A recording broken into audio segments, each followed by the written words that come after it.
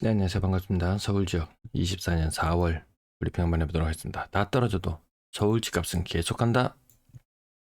이런 뉴스를 가져왔어요. 4월 27일 아침에 부지런하게 가지고 왔어요. 서울 집값은 다를 수도 있다. 어떤 보고서가 나왔었냐면은 2039년부터 정점을 찍고 이제 모든 것들이 하락할 거다 이런 이야기도 있고, 한국은행에서는 내년부터 오를 거다 이런 이야기도 있고, 한 달 거래 건수가 월간 매매 거래량은 2년 7개월 만에 최대 거의 4천 건에 육박하는 거래가 나왔다. 온갖 뉴스들이 다 쏟아져 나오고 있습니다. 15년 뒤에 집값이 떨어진다? 보통 평균 보유하고 파는 것이 10년 정도라고 하죠. 10년 후에 그 얼마 안 있으면 집값 떨어진다는데 좀 애매한 부분들도 있습니다. 언론에서 서울 좋다고 띄우는데 좋은 면만 부각을 시키는데 안 좋은 면도 한번 살펴봅시다. 제 영상 아래쪽 더보기 링크를 이용해 주시면 저에게 지원이 됩니다. 서울의 매도 물량 84,000개, 언론에서 잘 이야기하지 않습니다. 연초에 73,000개로 시작했거든요. 8만 개다 이런 이야기 작년 말에 8만 개라는 게 있었다가 줄어들 때는 언론에서 떠들죠. 하지만 올라갈 때 이야기하지 않습니다. 그 매물이 지금 84,000개에 이르렀습니다. 서울의 전세 물량은 어떨까요? 3만 개, 연초에 34,000개에서 10% 이상 줄어들었습니다. 그럼 그 매물 개수가 3만 개, 비슷한 3만 개일 때 전세 매물이 안 빠진다고 뉴스에 많이 나왔어요. 그게 21년도 이야기거든요. 그때의 매물 개수랑 지금 매물 개수랑 비슷해요. 근데 서울의 전세 거래량을 보시면 그렇게 활발하지 않습니다. 나중에 전세 거래량 추이도 한번 볼 필요가 있는데요. 왜냐하면 회전율 측면에서 살펴봐야 되기 때문에 그러합니다. 월세 물량도 연초 대비 10% 정도 줄어있고, 과거 21년 그맘때와 전세 월세 물량 잘 안 빠진다 이야기했을 때와 비슷한 수준을 계속해서 유지해 나가고 있다. 전체 임대 물량 48,000개, 전체 매매 물량 44,000개. 아파트 거래량 3월의 거래량을 엄청 부각시킵니다. 3월의 거래량을 엄청 부각시켜요. 그러면 지금 4월의 거래량은 대략 55% 정도 신고가 된 거거든요. 4월의 거래량은 3,300건 정도? 네, 이 정도. 즉 언론에서 특별히 띄워서 난리 치기지 않는다면 3,300건 정도 나올 거예요. 다음 달 되면 거래 꺾인다고 뉴스에서 대서특필할까요? 그럴 것 같진 않아요. 추세적으로 거래량은 줄어드는 방향으로 가지 않을까, 그렇게 계속 바라봅니다.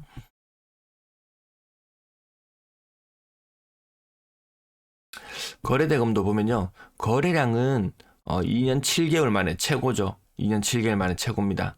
근데 거래대금을 보면은 작년 8월 달에 4조 5천억, 4조 5천억 거래대금, 지금 거래량 대금은 4조 4천억. 좀 차이가 있어요. 거래량으로 봤을 때는 작년 8월을 뛰어넘었지만 거래대금은 부족하다. 시장에 투입되는 돈은 그렇게 많지 않다. 원당 거래대금으로 환산, 그 두 가지를 가지고 환산을 해보면 11조 3천억, 지금은 10조 9천억. 아직 거래 일수가 조금 이틀치 남아있긴 합니다. 뛰어넘기는 좀 힘들어 보인다. 마지막에 특례 대출 끊긴다고 이제 빨리 급하게 사라고 부터해서 50년 주담대 좀 있으면 사라진다고 온갖 짓을 다 해서 만들어 놓은 그때보다 지금 딱히 나을 만한 그런 상황은 아닌 것 같아요. 자, 거래량, 이 화려했던 거래량은 언론에서 이야기하지 않죠. 거래량 적었을 때 거의 1000건 밑으로 내려왔었죠. 1000건 밑으로 700건 800건 이렇게 내려. 이때는 좀 사실 좀 심했죠. 서울의 규모나 이런 걸로 견주어 봤을 때 분위기 좋아졌다가 안 좋아지다가 추세적으로 안 좋아지다가 다시 반짝 좋아지고, 이게 마치 작년처럼 다시 계속 좋아질 것처럼 아마 이야기 계속 하지 싶어요. 근데 다음 달 당장 거래가 꺾이면은 할 말이 없지 싶어요. 언론에서는 더 이상 할 말이 없지 싶어요. 6억 미만 비중 계속 떨어져서 25%. 6억이면 지방광역시에 쓰면 거의 제일 최상급지에 갈 수 있는 정도 수준인데요. 서울은 아니죠. 서울은 10억 정도가 평균 가격이니까요.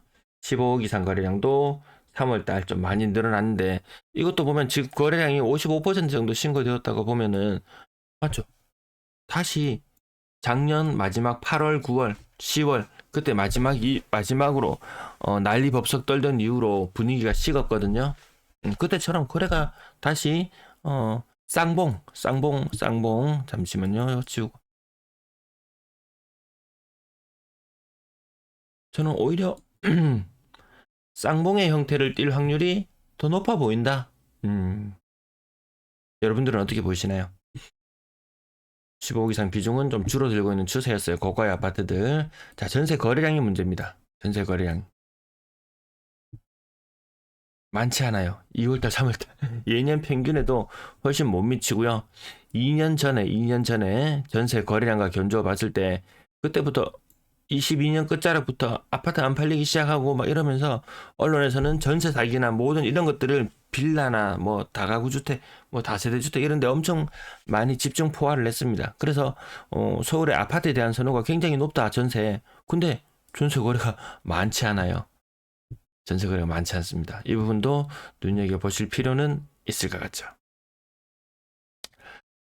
전세 월세 비중은 1.45대 1 정도, 1.45대 1. 2년 전과 견주어서 비슷한 수준입니다. 2년 전과 견주어서. 2년 전에 전세 살던 사람이 뭐 그대로 전세 사는 그 정도 수준이지, 빌라 전세 무서워, 안 되겠어, 다 아파트로 가야지 하고 전세 비중, 그리고 아파트 월세도 안 되겠어, 다 이렇게 몰려가진 않습니다. 전세 보증금의 합도 평균 정도 수준, 예년 평균 정도 수준. 최근 2년과 견주어 봤을 때, 특히나 2년 전과 많이 견주어 봐야 됩니다. 2년 전과 견주어 봤을 때 전세 시장 규모가 축소되었다. 서울 아파트 시장에 돌고 있는 보증금의 합이 줄어들었다. 평균 전세 가격은 떨어지고 있는 추세인 거 보이시죠? 물량이 부족하고 전세 가격이 치솟고 매매 가격을 밀어 올리고 온갖 이야기들을 다 하지만 평균적인 전세 가격은 빠지고 있다. 거래량이 이렇게 추세적으로 계속 쭉 뭔가 늘어날 것 같은데 뭔가 좀 이상합니다. 지금 2월달, 3월달 요맘때랑 견주어 봐도, 비슷한 시기들과 견주어 봐도 전세 거래가 많지 않죠. 이게 추세적으로 계속 늘어나고 있던 모양새를 올해는 좀 깨트리는 이런 좀 특이한 현상이 있어요. 근데 언론에서 이 부분을 이야기하지 않고 뭐 비싸게 거래된 전세 거래권 한두 건만 가지고 와서 좀 침소봉대하는 경향이 있다. 고가의 전세도 10억 이상의 전세 거래도 보시면은, 자, 요 비슷한 시기들과 견주어 봤을 때 그때보다 고가의 전세를 사는 사람들이 더 줄어들고 있다. 추세적으로 늘어날 때와 줄어들 때, 조금만, 이게 지금 몇 년치인가요? 7년치 자료인데요. 늘어날 때와 줄어들 때 분위기 조금 다른 것은 아마 느끼실 수 있을 것 같습니다. 비중이 이렇게 6%, 10억 이상 비중이 6%로 줄어들어 있는 게 보이네요. 고가의 전세를 살아줘야 고가의 매매가가 지탱이 된다는 게 언론의 논리인데, 고가의 전세 사는 사람 비중이 많이 줄어들었네요. 월세 거래량 또한 많이 줄어들었습니다. 자, 뭐 빌라 다 가고 뭐 온갖 거 다 해서 무조건 아파트다. 아파트도 다 사기 다 있어요. 자, 월세 거래도 많이 줄어들었다. 월세 가격도 지금 좀 빠지고 있는 느낌이에요. 작년 이때를 기점으로 23년 평균 월세 가격 119만 원 수준이었던 것이 조금씩 빠지고 있다. 지금 3월 달에는 90만 원. 그럼 보증금은 올라가야 되겠죠. 서울에는 마찬가지죠. 대구나 부산이나 어떤 지역과 다 마찬가지입니다. 특이한 현상은 월세 가격이, 평균적으로 거래되는 월세 가격이 보증금도 내려가고 월세 가격도 내려가고, 이것이 지금 모습이거든요. 이런 부분들은 언론에서 이야기하지 않습니다. 마냥 좋다고만 계속 이야기하고 있는데 아니더라. 임대 거래량, 전세와 월세를 합친 임대 거래량 또한 거래 건수가 작년 재작년만 못하다. 특히 뭐 임대차 계약은 2년이 많으니까 2년 전과 견주어 봤을 때 그때만 못하다. 이 정도까지 짚어보고 넘어가겠습니다. 시청 감사합니다.